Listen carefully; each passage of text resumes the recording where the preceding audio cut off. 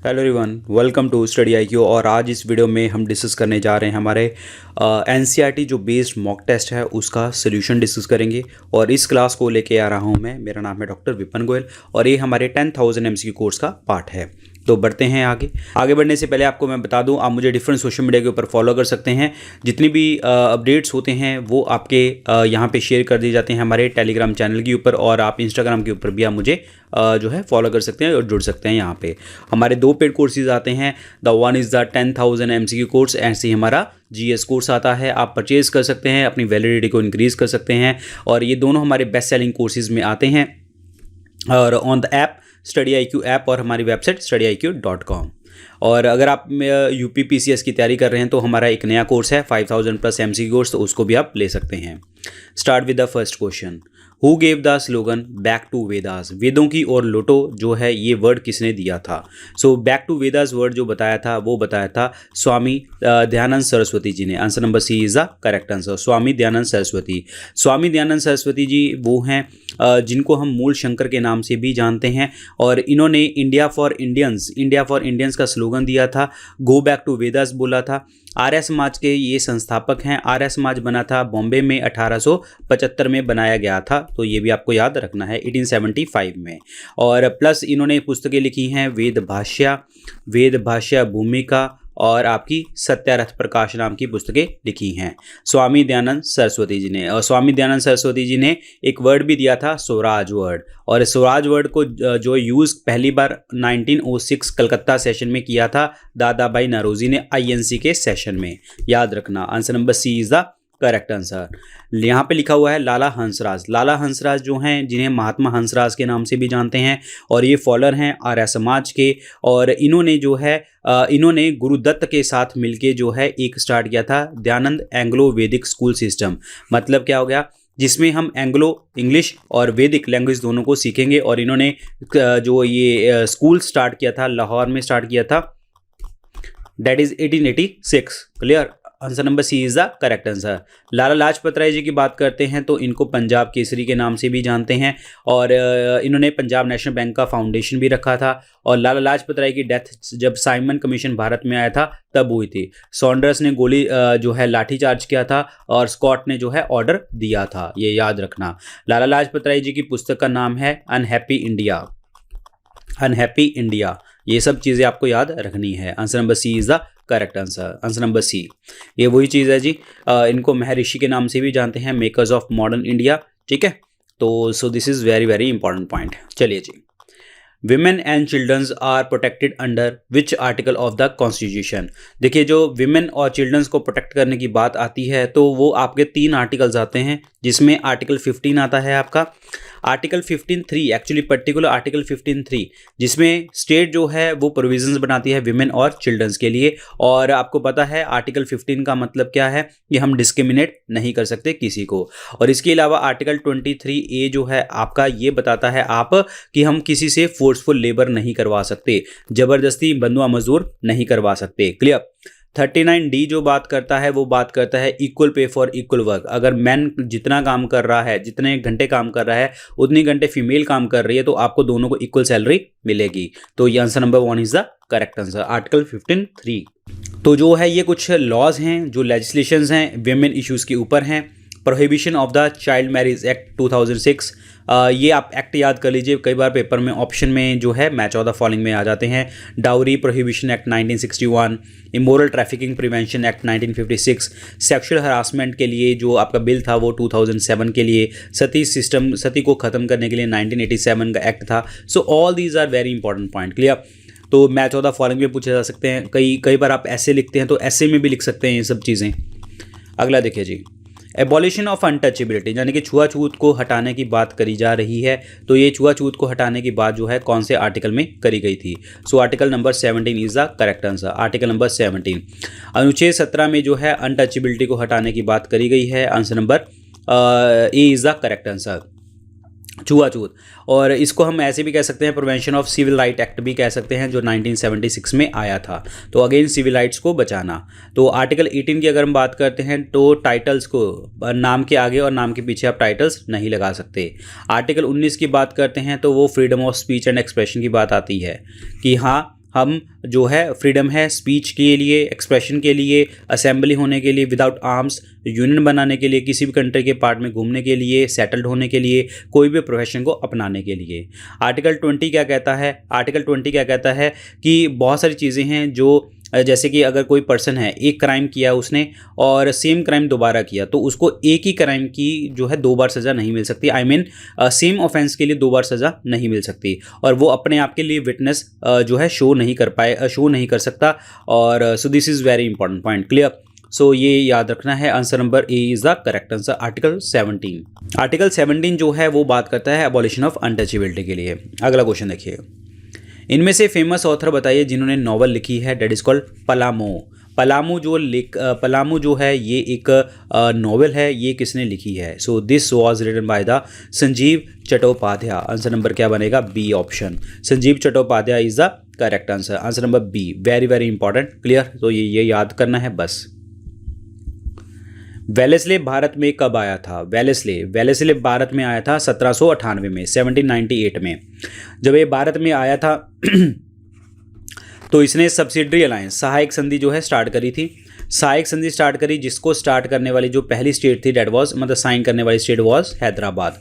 और plus subsidiary alliance में ये था कि अगर आप राजा हैं तो राजा के दरबार में सेना रहेगी, सारे खर्चे जो है राजा चुकाएगा और राजा को बदले में वो प्रोटेक्ट करके रखेंगे। तो ये सब चीज़ें करी गई थी यहाँ पे, subsidiary alliance. Clear?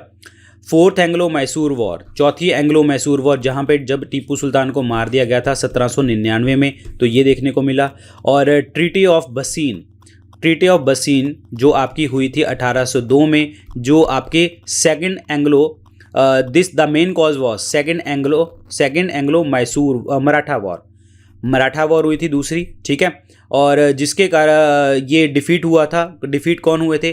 Peshwa Bajirao two by the Holkars द्वारा जो है पेशवा बाजीराव टू जो है हार गए थे। और उसके बाद जो है इन्होंने ट्रीटी ऑफ बसीन साइन किया था 1802 में। क्लियर? याद रखना, ये सब कुछ वेलेस्ले के टाइम पे देखने को आपको मिला है। सेकंड एंग्लो जो है मराठा वॉर जो हुई थी वो 1803 से लेके 1805 तक तो देखने आपको मिली थी।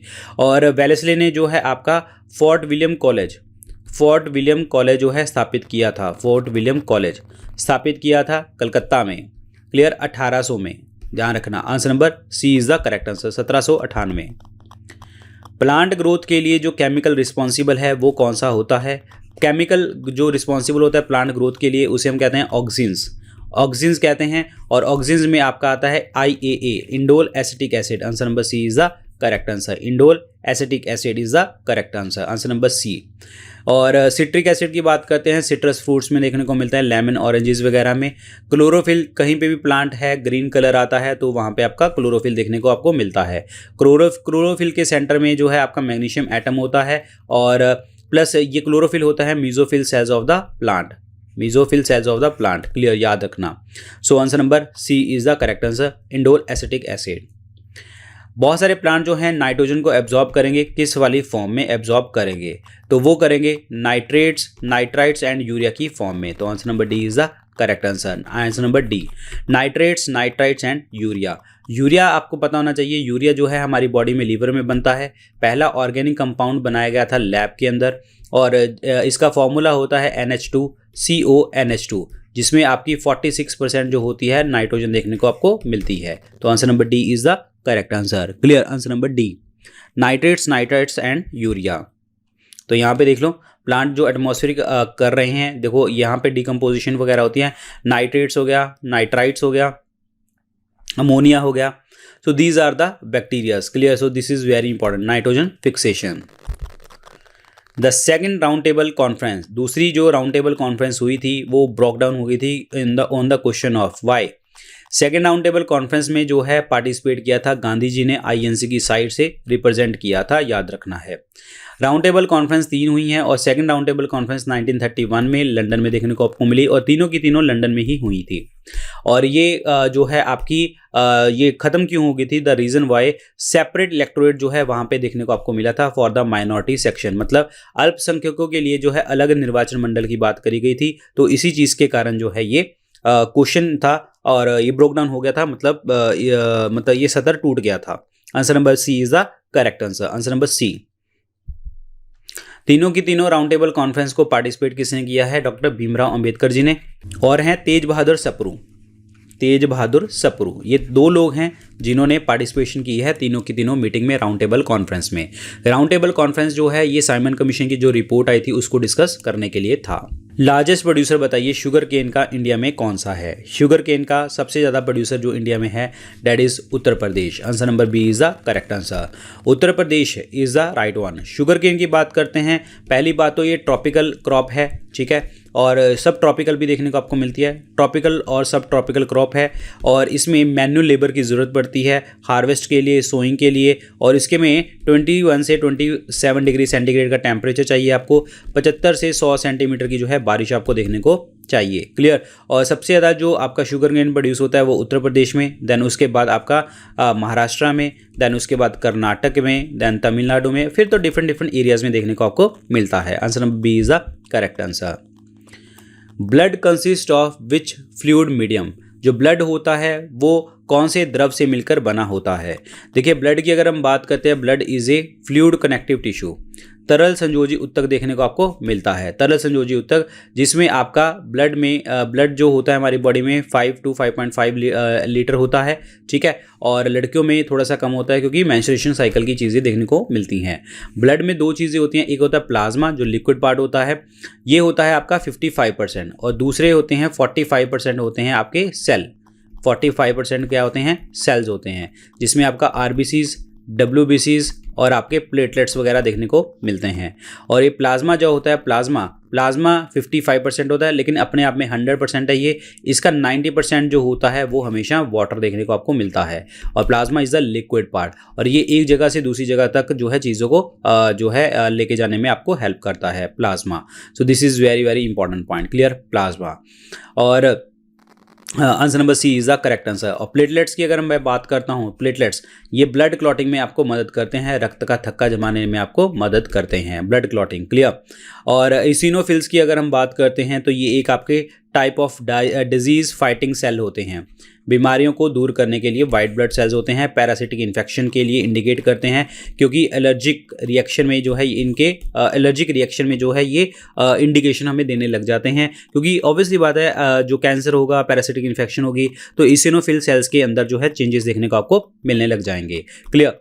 लिम्फ की अगर मैं बात करता हूँ तो लिम्फ जो होता है ये कलरलेस फ्लूइड होता है बॉडी में, और ये एक फिल्टर की तरह एक्ट करता है। It act as a filter against the microbes, organic waste, toxic and debris वगैरह से। तो आंसर नंबर क्या बनेगा आपका? सी।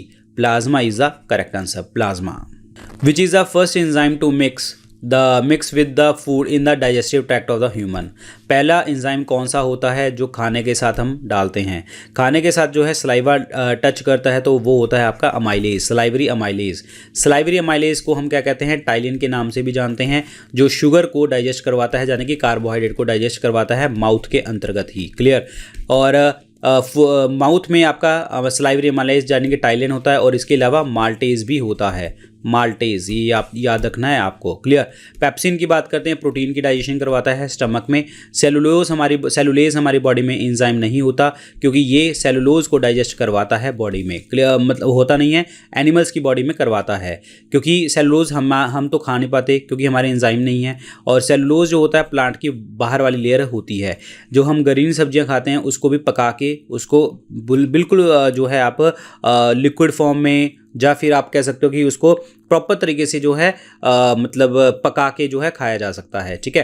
ट्रिप्सिन की अगर मैं बात करता हूं तो ये हमारे पैंक्रेटिक जूस में होता है एंजाइम, और ये आपका प्रोटीन डाइजेशन में हेल्प करता है पैंक्रेटिक जूस में। और ये करता कहाँ पे है? स्मॉल इंटेस्टाइन में जो है प्रोटीन की डाइजेशन करवाता है। Answer number C is the correct answer. Salivary amylase.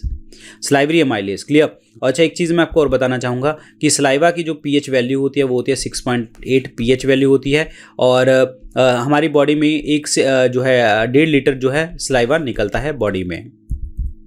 अगला क्वेश्चन देखिए, root develop from which part of the embryo? जो रूट्स होती हैं वो कौन से पार्ट से आपकी निकलती हैं? तो that is from the radical. Answer number B is the correct answer. Radical से आपकी जो है रूट्स निकलती हैं। Answer number B is the correct answer. Clear. Answer number B, radical. Eastern railway के जो हेडक्वार्टर हैं वो कहाँ पे हैं? ईस्टर्न रेलवे के हेडक्वार्टर हैं आपके that is in the Kolkata. Kolkata में देखने को आपको मिलते हैं ईस्टर्न रेलवे के headquarter. Clear, this is very very important point, very very important. और अगर मैं बात करता हूँ यहाँ पे और की, तो और तो कुछ याद करने की ज़रूरत नहीं है, बस इतना ही याद कर लो, क्योंकि और बाकी तो छोड़ो। बस answer number D, Kolkata is the correct answer, Kolkata. Indigo cultivators की जो है इनमें से कौन सी बुक देखने को आपको मिलती है? इंडिगो कल्टीवेटर्स के लिए जो पुस्तक लिखी थी दैट वाज नील दर्पण। जो लिखी किसने थी? दीनबंधु मित्रा जी ने लिखी थी, दीनबंधु मित्रा जी ने, इंडिगो कल्टीवेशन के लिए। और इंडिगो कल्टीवेशन के लिए जो रिवोल्ट हुआ था दैट इज इन द 1858 और 59 में देखने को आपको मिला था, 1858 और 59 में। So this is very very important. Clear, Neel Darpan जो है दीनबंधु मित्रा जी ने लिखी थी, याद रखिए। और आनंद मठ की बात करते हैं तो ये लिखी थी that is by the Bankim Chandra Chatterjee. Clear, Durgesh Nandini ये पुस्तक जो है इनकी लिखी गई है, किसके द्वारा? बंकिम चंद्र चटर्जी द्वारा। Answer number B. Bleaching action of the chlorine is by. जो क्लोरीन का ब्लीचिंग एक्शन है वो किसके द्वारा किया जा सकता है और किसके द्वारा, मतलब होता कैसे है? सो क्लोरीन का जो ब्लीचिंग एक्शन होता है वो आपका ऑक्सीडेशन के कारण देखने को आपको मिलता है, ऑक्सीकरण के कारण। क्लियर, इससे क्या होता है, जो इसको मॉइस्चर चाहिए होता है आपको ब्लीच करने के लिए, जो वाटर के साथ रिएक्ट करता है, हाइड्रोक्लोरिक एसिड बनता है, और दैट्स इट। क्लियर, ये याद रखना है, क्योंकि देखो क्लोरीन क्या करता है, वाटर के साथ रिएक्ट करेगा, ऑक्सीडेशन होगा, that is hydrochloric acid plus HClO बनाया जाएगा। तो answer number D is the correct answer, that is oxidation is the correct one, oxidation. अगर हम कोई भी कुछ ड्रॉप्स आयोडीन सोल्यूशन के डाल देते हैं राइस वाटर के ऊपर, तो वो राइस वाटर जो है ब्लू ब्लैक कलर में कन्वर्ट होने लग जाते हैं। इसका मतलब राइस वाटर के अंतर्गत क्या देखने को आपको मिलता है? इसका मतलब ये होता है कि राइस के अंदर क्या है, आपका स्टार्च है। तो answer number C is the correct answer, starch is the correct one, starch. Rigveda के अंदर जो है बैटल कौन सी मेंशन करी गई थी? ऋग्वेद के अंदर जो बैटल मेंशन करी गई थी द बैटल ऑफ 10 राजन और 10 किंग्स की वॉर जो है करी गई है नियर रिवर रावी। रावी पंजाब में आपकी रिवर है वहाँ पे। क्लियर, जहाँ पे आपकी बैटल हुई थी पुरूज जो ट्राइबल किंगडम है भारतास की, पुरूज द भारता जो the that is tribal kingdom of Bharata, और इनके साथ जो हुई थी other tribes that in the north west India and the ये दोनों मिले थे। और किसके साथ हुई थी आपकी? दैट इज कॉल्ड त्रिशु भारता। ठीक है, ये ध्यान रखना। और जो है ये आपकी लड़ाई हुई थी प्रॉपर तरीके से ऐसे। ठीक है, the battle took place in between the Rigvedic period near the river Ravi between the Puru Vedic Aryan जो है ट्राइबल किंगडम ऑफ भारता और with other tribes of north west India and the Tritsu Bharata Puru. Clear, so this is very very important point. 10 Rajan, Rigveda की अगर हम बात करते हैं तो ये आपका ओल्डेस्ट टेक्स्ट है वर्ल्ड के अंतर्गत। इसमें जो है 10 चैप्टर हैं, 10 मंडल हैं, और 10th मंडल जो हुआ है आपका दैट इज द पुरुषुक्ता मंडल, जहाँ पे आपका बात करी गई है वर्ना सिस्टम के बारे में। वर्ना सिस्टम ब्राह्मण क्षत्रिय वैश्य शूद्र को कहते हैं, याद रखना। ऋग्वेद की बात करते हैं तो सबसे ज़्यादा जो हाइम्स दिए गए हैं, सुक्तियाँ, वो किसको मिली हैं? दैट इज द इंद्र भगवान को। Indra is the Lord of land, the Lord of rain. ठीक है, और लॉर्ड ऑफ रेन कहते हैं इसको। ठीक है, और इंद्र भगवान को पुरंदर भी कहते हैं, डिस्ट्रॉयर ऑफ द फोर्ट्स भी इनको कह दिया जाता है। क्लियर, याद रखें। ऋग्वेद को पढ़ने वाला pandit that is Hotri. Answer number B is the correct answer, battle of 10 Rajan war.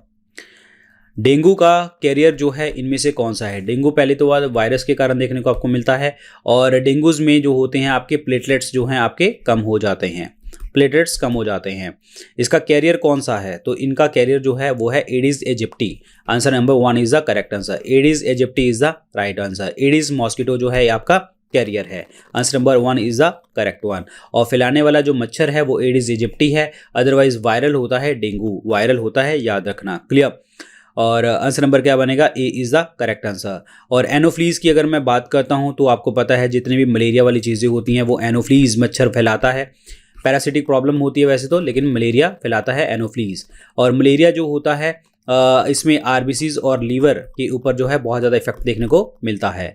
और क्यूलेक्स मॉस्किटो की अगर हम बात करते हैं जहाँ पे बहुत सारे वेक्टर्स हैं, जैसे कि अगर हम बात करें West Nile virus, clear, Japanese encephalitis, ये सारी चीज़ें जो हैं आपकी ये क्यूलेक्स मॉस्किटो के साथ जो है देखने को आपको मिलती हैं। Answer number 1 is the correct answer. Aedes aegypti, it is also the carrier of the yellow fever, clear. In Asia the carrier is albopictus, it is a viral disease that is called dengue, clear. और dengue को जो है Dandy fever भी कहते हैं, dinghy भी कह देते हैं, ब्रेक बोन फीवर भी इसको कह देते हैं, याद रखना, break bone fever. India is a working closely with which country to develop the supersonic cruise missile named the BrahMos. BrahMos missile जो है इंडिया ने किसके साथ मिलकर बनाई है? रशिया के साथ, क्योंकि ब्रह्मोस का जो ऑर्गेनाइजेशन का नाम है एक्चुअली ब्रह्मोस मतलब ब्रह्मपुत्रा रिवर जो इंडिया में है, ब्रह्मपुत्रा रिवर, और ये जो है आपकी रशिया की रिवर है मोसोकोवा, तो इस रिवर के नाम पे देखने को आपको मिलता है। और इंडिया की साइड से जो है DRDO ने पार्टिसिपेशन करी थी, डिफेंस रिसर्च डेवलपमेंट ऑर्गेनाइजेशन, और प्लस आपकी NPOM that is from the Russia side, clear, this is very very important point. और ये आपकी टू स्टेज जो है आपका प्रोपेलेंट इंजन्स देखने को आपको मिलते हैं, और this is the air to surface missile, air to surface missile up to 300 kilometre देखने को आपको मिलती है। और आंसर नंबर क्या बनने वाला है आपका? B, Russia is the correct answer, Russia.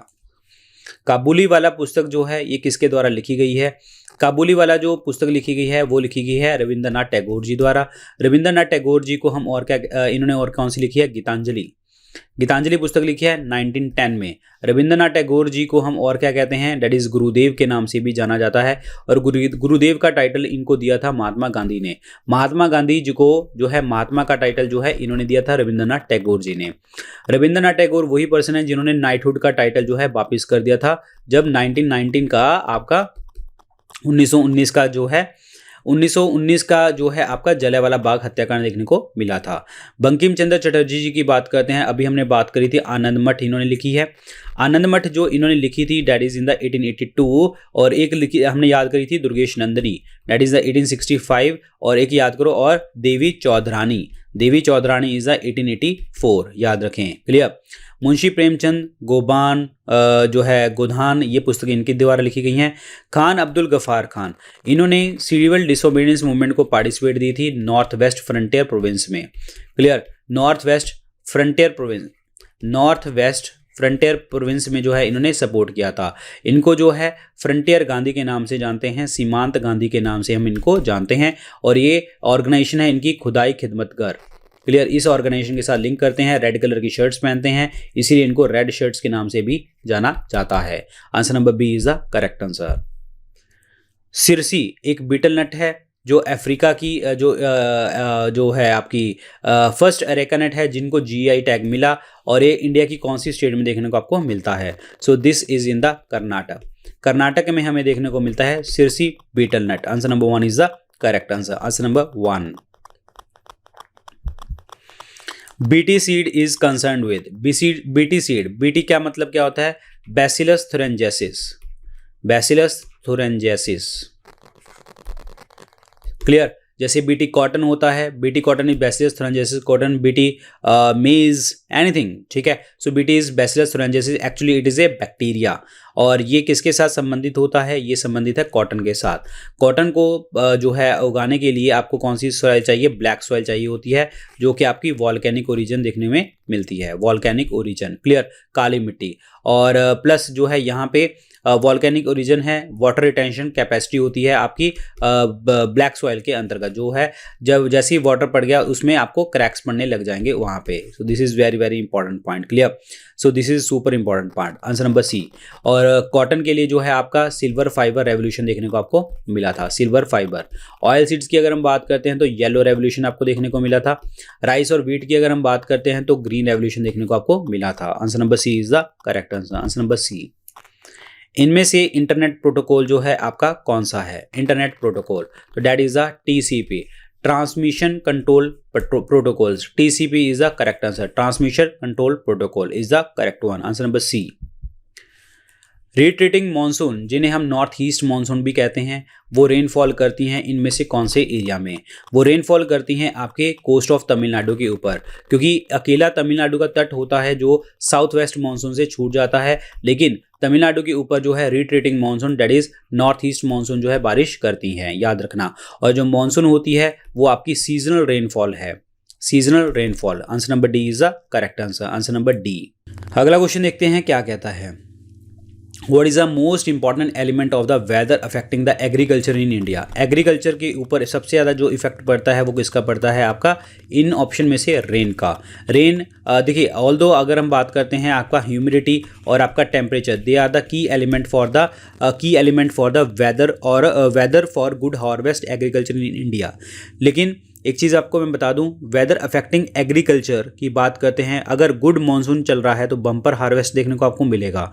Bumper harvest का मतलब क्या हो गया कि एग्रीकल्चर तभी तो अच्छा होगा, बम्पर तभी तो होगा जब बारिश आएगी, मानसून होगा। रेन के ऊपर बहुत ज़्यादा इंपॉर्टेंट फैक्टर देखने को मिलता है। Answer number D is the correct answer. Sarnath जो है एक होली प्लेस है लॉर्ड बुद्ध भगवान की, जहाँ पे उन्होंने पहला सरमन दिया था, जब जिनको हम क्या कहते हैं धर्म चक्कर परिवर्तन के नाम से भी जाना जाता है, the turning of wheel of law, UP के अंतर्गत। क्लियर? तो ये है कहाँ पे? वाराणसी में। Answer number D is the correct answer. और सारनाथ यूपी में। और प्लस बुद्ध भगवान की बात करते हैं, इनको हम क्या कहते हैं? इनलाइटेंड वन, यानी कि जिनको निर्वाण प्राप्ति हो चुकी हो। क्लियर? ये याद रखना है, इंपॉर्टेंट है। और धर्म चक्कर परिवर्तन की बात आती है, answer number D is the correct answer, answer number D, very very important. Clear? अगर हम बात करते हैं कि बुद्ध भगवान के जो कंटेम्प्रेरी थे वो कौन कौन से थे? महावीर जैन, प्रसन्नजीत किंग, बिंबिसार किंग और अजात शत्रु, ये जो हैं आपके कंटेम्प्रेरी हैं लॉर्ड बुद्ध के कंटेम्प्रेरी है। जहाँ पे गौतम बुद्ध जी का जन्म हुआ है लुम्बिनी में, वहाँ पे एक पिलर बनाया हुआ है रोमनदेही पिलर, जो कि अशोक ने बनवाया था। रोमनदेही पिलर अशोक द्वारा बनाया गया है उनकी बर्थ स्थान के ऊपर। Answer number D is the correct answer. 2011 का जो है सेंसस हुआ था, जहाँ पे आपकी पॉपुलेशन ग्रोथ जो देखने को मिली थी उत्तर प्रदेश में कितनी है? तो डैट इज़ 20.23। अदर इंडिया में कितनी है? इंडिया की ओवरऑल 17.64 देखने को आपको मिली थी परसेंटेज ग्रोथ। क्लियर? ध्यान रखना, इंपॉर्टेंट पार्ट है। Answer number B is the correct answer. अब क्लोरीनेशन क्या होता है? क्लोरीनेशन क्या होता है कि अगर जैसे जो आपका म्यूनसिपैलिटी का पानी आता है उसमें क्लोरीन डाला होता है, उसमें क्या होता है कि जो पानी है पानी में क्लोरीन डाल दो, जिससे क्या होगा कि कंटेमिनेट नहीं होगा और जर्म्स होंगे मर जाएंगे। Adding small quantity of chlorine in water as a germicide यानी कि कीटाणुनाशक की तरह काम करता है। Answer number A is the correct answer. यहाँ पे देखिए जी, ये है आपका क्लोरीनेशन का प्रोसेस और ये बहुत ज़्यादा जो है डिसइंफेक्टेंट की तरह यूज़ किया जाता है और माइक्रो ऑर्गेनिज्म को ख़त्म कर देता है, यूजली 30 मिनट्स के अंतर्गत कर देता है। और जो क्लोरीनेशन की जो एडवांटेज है वो यही है कि आपके बैक्टीरिया और वायरसेस के जो अगेंस्ट ये काम करता है। So this is very very important point. Clear? ये याद रखना। और क्लोरीनेशन प्रोसेस जो है बहुत ज़्यादा इजी है इम्प्लीमेंट करने के लिए वाटर बाकी मेथड से। तो this is very very important. Clear? Answer number chlorination A.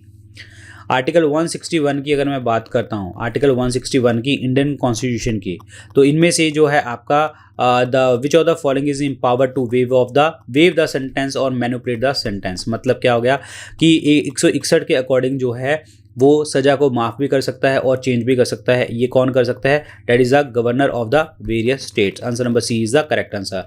Article number 161, answer number C is the correct one. Very very important. Clear? President of India की बात करते हैं तो इनकी जो पावर्स आती हैं वो 72 नंबर आर्टिकल में देखने को मिलती हैं। Answer number C is the correct one. Which of the following districts of the Uttar Pradesh in the union government's opium factory is located? Opium factory यहाँ पे देखने को मिलती है कहाँ पे? That is in the Ghazipur. Ghazipur में यूपी में देखने को आपको मिलती है opium factory. Answer number B is the correct answer, answer number B. Mount Etna जो कंसीडर किया जाता है यूरोप का एक्टिव वॉल्केनो, ये कौन सी कंट्री में लोकेटेड है? So this is located in the Italy. Italy में लोकेटेड देखने को आपको मिलता है, इटली सिसिली में। This is very very important point. Clear? Italy. और हम वॉल्केनो की बात करते हैं तो हमारे इंडिया में वॉल्केनो है, that is Barren Island, that is the active volcano. ठीक है? और एक है आपका नारकोंदाम। नारकोंदाम जो है ये आपका डॉर्मेंट है, डॉर्मेंट वॉल्केनो। तो आंसर नंबर क्या बनेगा? B. Italy is the correct answer, Italy. आपको इनकरेक्ट स्टेटमेंट बतानी है कि इनमें से सोलर सेल और पैनल्स के लिए जो इनकरेक्ट स्टेटमेंट है वो कौन सी है। तो number 1 point is the they are use in the artificial satellite, बिल्कुल आर्टिफिशियल सैटेलाइट में यूज़ किए जाते हैं। They need the regular maintenance due to the moving parts within, उनको रेगुलर मेंटेनेंस चाहिए, नहीं ऐसा नहीं होता। और जो है 25 से 30 साल तक चलते रहते हैं, फिर वॉश करो, डर्ट ख़त्म करो, साफ़ करो और चल जाते हैं दोबारा से। और silver is use in interconnection of the cells, सही है। और कॉस्ट फैक्टर आपका जो है domestic use is limited to the cost factor, बिल्कुल। तो आंसर इसमें क्या बनेगा, इनकरेक्ट में B is the correct answer. मतलब क्या है कि इसको रेगुलर मेंटेनेंस की ज़रूरत नहीं होती, इनको 25-30 साल में एक बार साफ़ करना ज़रूरी होता है। मैक्सिमम पॉपुलेशन जो है पारसियों की, ज़ोरोस्टेरियंस की जो है कहाँ पे देखने को आपको मिलती है, that is in the Maharashtra. Answer number C is the correct answer, Maharashtra में देखने को मिलता है, महाराष्ट्र और गुजरात में। Number 1 is the Maharashtra and second is the Gujarat, clear. Answer number C is the correct answer. India का जो foreign exchange rate manage system है वो कैसा है? देखिए हमारे इंडिया में जो है फिक्सो नहीं है, मैनेज होता है और फ्लोटिंग होता है, क्लियर। फ्लोटिंग का मतलब ये होता है जो डिमांड और सप्लाई की चीज़ों के ऊपर आपका चेंज होता है, और मैनेज का मतलब क्या है कि जैसे हमारा आरबीआई है वो मैनेज करता है, आपकी गवर्नमेंट ऑफ इंडिया मैनेज करती है, ये सब चीज़ें एक्सचेंज रेट वगैरह ये सब देख लेते हैं। So that's why it is A manage float, clear, ये याद रखना इंपॉर्टेंट है। फिक्स का मतलब ये होता है कि हाँ इतनी चीज़ है और इतने में ही ये चीज़ देखने को आपको मिलेगी, क्लियर। लेकिन फ्लोटिंग में ये होता है कि यहाँ अगर आपकी डिमांड एंड सप्लाई चेंज होती हैं तो सब चीज़ें उसी के अकॉर्डिंग चेंज हो जाती हैं। तो answer number B is the correct answer. Agra fort जो है आपको आगरा फोर्ट जो है किसने बनवाया था? आगरा फोर्ट आगरा में देखने को आपको मिलता है, तो this was made by the Akbar, Akbar ने बनवाया था। Answer number B is the correct answer, Akbar is the correct answer. Akbar, very very important. Akbar ने एक जो है दीन इलाही का धर्म स्टार्ट किया था, जिसको ज्वाइन करने वाला अकेला हिंदू कौन था? डैट इज़ बीरबल, जिन्हें हम महेश दास के नाम से जानते हैं। इबादत खाना, हॉल ऑफ प्रेयर इन्होंने बनाया था, और इन्होंने जो है इबादत खाना बनाया था, गुजरात जीता था इन्होंने, उसके लिए बुलंद दरवाज़ा बनाया था फतेहपुर सिकरी में। और इनका टॉम कहाँ पे है? सिकंदरा नियर आगरा में। और हुमायूं के ऊपर बात करते हैं, हुमायूं के ऊपर जो है हुमायूं नामा लिखा गया है, गुलबदन बेगम ने लिखा था। हुमायूं की जो इनका टॉम है वो दिल्ली में है, जिनको हम क्या कहते हैं? Prototype of Taj Mahal, prototype of Taj Mahal भी कहा जाता है इनके जो है टॉम को, प्रोटोटाइप ऑफ ताजमहल, ठीक है। हुमायूं की बात करते हैं तो अच्छा, ये प्रोटोटाइप ऑफ ताजमहल जो है आपका टॉम है, ये किसने बनाया था? हाजी बेगम ने बनवाया था, इनकी वाइफ ने, क्लियर। और हुमायूं जो है सीढ़ियों से गिर के ही इसकी डेथ हो गई थी, दीन पना की सीढ़ियों से, दीन पना इन्होंने कैपिटल भी बनवाई थी। शाहजहां की बात करते हैं तो इनके एज को हम कहते हैं that is a golden age of Mughal architecture, golden age कहते हैं शाहजहां के टाइम को। फ्रेंच पर्सन आए थे यहाँ पे, बर्नियर और टवर्नियर नाम के दो आए थे शाहजहां को के पास, क्लियर। Mohammad bin Tughlaq the wisest fool of India कहते हैं, क्यों कहते हैं? क्योंकि 5 कारण हैं। दोआब के अंदर टैक्स लगाया था, डबल टैक्सेशन लगाई थी, टोकन करेंसी इशू कर दी थी, लोगों ने घर पे बनानी स्टार्ट कर दी, और कैपिटल शिफ्ट करी थी that is Delhi to Daulatabad Devagiri में, और ये भी सर गलत जो हुआ। इराक के ऊपर अटैक करने की बात करी थी, इराक के ऊपर अटैक नहीं किया था, सेना तैयार कर ली थी लेकिन गया नहीं थे।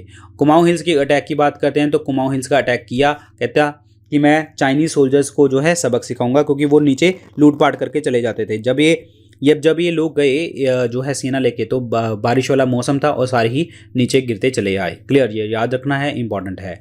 अब मैं बात करता हूँ मोहम्मद बिन तुगलक की ही। मोहम्मद बिन तुगलक के टाइम पे जो है आपका मोरक्को से एक पर्सन आया था जिनका नाम था इब्न बतूता। इब्न बतूता को मोहम्मद बिन तुगलक ने काजी अपॉइंट किया गया था, काजी ऑफ दिल्ली, जाने के जुडिशियल एक्शन रोल प्ले करते थे ये, जिन्होंने एक पुस्तक लिखी थी सफ़रनामा या फिर रहला। किसने? इब्न बतूता ने, याद रखना, इंपॉर्टेंट पार्ट है। तो आंसर नंबर क्या बनने वाला है? B, Akbar is the correct answer, Akbar. Viceroy बताइए इंडिया का कौन सा है जब क्विट इंडिया मूवमेंट देखने को आपको मिली थी? भारत छोड़ो आंदोलन देखने को मिला था। भारत छोड़ो आंदोलन 8 अगस्त 1942 से लॉन्च कर दिया गया था महाराष्ट्र से, ग्वालियर टैंक से, क्लियर। लीडरलेस मूवमेंट थी, कोई लीडर नहीं था, और वायलेंट मूवमेंट थी, हिंसाजनक थी। गांधी जी ने यहाँ पे डू और डाई का नारा दिया था, करो या मरो का नारा दिया था। Lord Linlithgow was the governor general viceroy. Answer number D is the correct answer, answer number D. Lord Linlithgow के टाइम पे ही अगस्त ऑफर आया था, जब अंग्रेजों ने पहली बार एक्सेप्ट किया था कि हाँ हम लोग इंडियंस की बात मानेंगे। 1940 में आया था अगस्त ऑफर, ठीक है। Quit India movement is the correct answer, Lord Linlithgow. और बेबल प्लान, शिमला कॉन्फ्रेंस, ये भी आपकी फेल हुई थी। विलिंगटन और माउंटबेटन का प्लान था 3 जून का प्लान, 3 जून 1947, जिसके अकॉर्डिंग इंडिया को आज़ाद किया जाएगा 15 अगस्त 1947 को। 3 जून को इन्होंने हाँ कर दी थी और 18 जुलाई को बिल को हाँ मिल गई, और इसके बाद जो है 15 अगस्त 1947 को देश आज़ाद हो गया। ठीक है, तो ये आपका बनेगा D, that is Lord Linlithgow is the correct answer, Lord Linlithgow. Reuter जो है न्यूज़ एजेंसी है, उनके हेडक्वार्टर का नाम बताना है, तो उनके हेडक्वार्टर का नाम है लंदन। लंदन में इनके हेडक्वार्टर हैं, तो आंसर नंबर क्या बनेगा, C is the correct answer, answer number C. Endoscopy जो यूज़ करी जाती है डॉक्टर्स द्वारा ताकि हम बॉडी के इंटरनल पार्ट जो स्टमक वगैरह हैं वो भी देख सकें, ये किस प्रिंसिपल के ऊपर बात करती है। So this is the total internal reflection of the light, प्रकाश का कुल आंतरिक प्रतिबिंब जो है ये आपका पेशेंट के अंदर जो है हेल्प करवाता है, स्टमक के अंदर चीज़ें हेल्प करवाता है एंडोस्कोपी। क्लियर, एंडोस्कोपी करने से पहले पेशेंट को एक दवा दी जाती है जो आपको एक्सरे पास करने में हेल्प करता है, that is a barium sulphate. Barium sulphate as a meal दी जाती है यहाँ पे एंडोस्कोपी करने से पहले, और एंडोस्कोपी जो है गले में एक पाइप डाली जाती है और प्रॉपर तरीके से बॉडी के स्ट्रक्चर देख लिए जाते हैं ऐसे। The famous Wendy wash war of 1760 जो लड़ी गई थी, ये किसके बीच में लड़ी गई थी। देखिए 2 पर्सन थे, एक तो फ्रेंच पर्सन थे जिनका नाम था दैट इज़ कॉम्टे दे लैले, ये था। ठीक है, और ब्रिटिशर की साइड कौन था, Eyre Coote, sir Eyre Coote. This is very very important. Clear, तो आंसर इसमें क्या बनेगा आपका, French is the correct answer, French. और ये अंग्रेजों की लड़ाई हुई थी फ्रेंच के साथ, answer number 1 is the correct answer, very very important.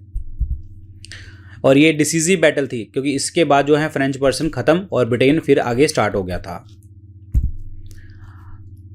Centigrade और फारेनहाइट के ऊपर टेम्परेचर की सेम रीडिंग कब आती है, -40 डिग्री के ऊपर। कैसे, सेल्सियस = C/100 = F-32/180, ये फॉर्मूला होता है। सी की वैल्यू कितनी है, -40, -40/100 = F-32/180। तो इसका मतलब क्या है कि फारेनहाइट की वैल्यू भी -40 आनी चाहिए। तो यहाँ पे देखो 0 से 0 कट गया और इधर से 0 से 0 कट गया, 18 चौक 72 -72 = F-32, और ये बन जाएगा पॉजिटिव में। ठीक है, 32 और ये बन जाएगा F, दैट इज़ ये क्या आ जाएगा -40 में। तो इसका आंसर बनेगा B is the correct answer, -40। Japan का लार्जेस्ट आइलैंड जो है जोग्राफिकल एरियाज़ में इनमें से कौन सा है, तो इनमें सबसे ज़्यादा जो आपका that is the geographical area में सबसे ज़्यादा है, so that is the Honshu island, Honshu island, answer number B is the correct answer, Honshu island. Clear, दूसरे नंबर पे हैं और it's called Hokkaido is the दूसरे नंबर पे हैं, और थर्ड नंबर पे हैं क्यूशु। क्लियर, और शिकोको जो है आपका चौथे नंबर पे देखने को आपको मिलता है। तो answer number that is Honshu island is the correct answer, Honshu, this is super important part. Clear, और जापान की कैपिटल क्या है, टोक्यो, करेंसी येन। ऐसा फेमस प्लेस बताइए जहाँ पे चिकनकारी जो वर्क देखने को मिलता है वो आपका एम्ब्रॉयडरी के ऊपर देखने को मिलता है। So this is in the Lucknow, Lucknow में देखने को आपको मिलता है ये वाला काम, Lucknow is the correct answer, answer number 1 is the correct answer, answer number 1। Clear, यहाँ पे वाइट कपड़े के ऊपर जो है प्रॉपर तरीके से एम्ब्रॉयडरी वगैरह कर दी जाती है, answer number 1 is the correct answer. CIBIL score जो होता है बैंकिंग ऑपरेशन में तो सिबिल स्कोर का मीन क्या होता है, मतलब क्या होता है, सिबिल का मतलब क्या होता है पहले तो ये पता होना चाहिए। CIBIL that is CIR, what is the meaning of CIR, credit information report, this is CIR। Clear, और ये हमें बताती है कि किसी पर्सन के पास जो है ऋण की योग्यता है या नहीं है। अगर वो हम उसको रेंट जो है अपना लोन पास कर देते हैं तो वो जो है पर्सन वापस कर भी सकता है, नहीं कर सकता, इसके ऊपर बात होती है। So that is the merit of the credit of the individual. Clear, CIBIL की अगर मैं बात करता हूं तो सिबिल जो है आपका क्या है, that is the credit information bureau India limited, credit information bureau India limited, answer number 1 is the correct answer, CIBIL score. The first annual session of INC was presided bye, 72 लोगों ने गया था गोकुल दास Tejpal college में। पहले decide हुआ था पुणे में, cholera फैला हुआ था, फिर हुआ बॉम्बे में। तो पहली बार बॉम्बे में हुआ और जो है आपके WC Banerjee was the chairperson, answer number 1 is the correct answer, WC Banerjee. Clear, so this is very very important point, WC Banerjee. अगर मैं बात करता हूँ SN बनर्जी जी की इन्होंने इंडियन एसोसिएशन जो है ऑर्गेनाइजेशन बनाई थी? Indian association. क्लियर। दादा भाई नौरोजी, जिनको हम कहते हैं grand old man of India भी कहा जाता है, poverty and un British rule in India पुस्तक इन्होंने लिखी है, रस्त गुफ्तार नाम की बुक इन्होंने लिखी है। दादा भाई नौरोजी जी ने पहली बार नेशनल इनकम के बारे में भी बताया था हमें। दादा भाई नौरोजी जो हैं इन्होंने स्वराज वर्ड यूज़ किया था 1906 कलकत्ता सेशन में INC के। सो ये आपको पॉइंट्स याद रखने हैं। Answer number A is the correct answer, WC Banerjee. Stopper एक वर्ड होता है, ये कौन सी फील्ड के साथ संबंधित है, कौन से गेम के साथ? तो स्टॉपर वर्ड जो होता है वो फुटबॉल टीम के साथ जो है आपका देखने को मिलता है। That is the stopper is in the football. This is super important point, football. Acceleration के यूनिट क्या होते हैं? एक्सेलरेशन क्या होता है? Velocity upon time. वेलोसिटी किसके बराबर होता है? Distance upon time. That means acceleration is equal to distance upon times का स्क्वायर। डिस्टेंस का क्या होता है? मीटर, और टाइम का क्या होता है? सेकंड। तो metre per second square is the correct answer. बड़ा सिंपल सा है। So answer number C is the correct answer. Metre per second square is the right one. इनमें से कौन सा ऐसा एक्ट है जहां पे सेपरेट इलेक्टोरेट की बात जो है पहली बार करी गई थी? सेपरेट इलेक्टोरेट की बात, सेपरेट इलेक्टोरेट की जो बात करी गई थी that is in the council of India act 1909, जिन्हें हम और क्या कहते थे? Morley Minto reform. Morley Minto reform. Morley जो था वो सेक्रेटरी थे और मिंटो जो थे गवर्नर जनरल वाइसरॉय थे। ये याद रखना इंपॉर्टेंट पार्ट है। और 1833 का एक्ट जो है यहाँ पे इन्होंने जो है 1833 का एक्ट जो है आपका डेट इज़ 1833। जब 1833 की अगर हम बात करते हैं, 1835 में आपकी इंग्लिश एजुकेशन को इंट्रोड्यूस कर दिया गया था भारत में, लेकिन पहली बार 1813 में बात करी गई थी कि हम 1 लाख रुपया सालाना खर्च करेंगे। 1835 में लॉन्च कर दी गई थी और Lord Macaulay was the father of English education in India कहा जाता है। 1773 की बात करते हैं। अच्छा, इंट्रोड्यूस किसने करी थी इंग्लिश एजुकेशन? विलियम बेंटिक ने। 1773 की बात करते हैं। 1774 में सुप्रीम कोर्ट बना था कलकत्ता में, ये याद रखना है। Regulating act 1773। 1784 की अगर हम बात करते हैं, 1784 की, तो यहाँ पे बोर्ड ऑफ गवर्नर्स और बोर्ड ऑफ डायरेक्टर्स में आपस में डिवीजन देखने को आपको मिली थी। तो आंसर नंबर क्या बनेगा? That is 1909। D option is the correct answer. When light goes from one medium to another, which of the following does not change? इनमें से कौन सी चीज़ चेंज नहीं होती? Frequency doesn't change on the refraction. एक ही जगह के ऊपर दूसरी जगह के ऊपर जा रहे हो तो आपकी बिल्कुल भी फ्रिक्वेंसी चेंज नहीं होती। तो आंसर इसमें क्या बनेगा? That is C option is the correct answer. That is आवर्ती इज द करेक्ट आंसर। ये बिल्कुल भी चेंज नहीं होता। क्लियर। सो दिस इज़ द आपको पता होना चाहिए between the two crest is equal to जो है wave period, and between the two trough is equal to again the wave period. So guys, ये थे क्वेश्चन। आई होप आपको मज़ा आया होगा, और बाकी चीज़ें भी नई नई अपडेट्स होती रहती हैं, उनको भी आपको पढ़ना है। Thank you so much. Good luck.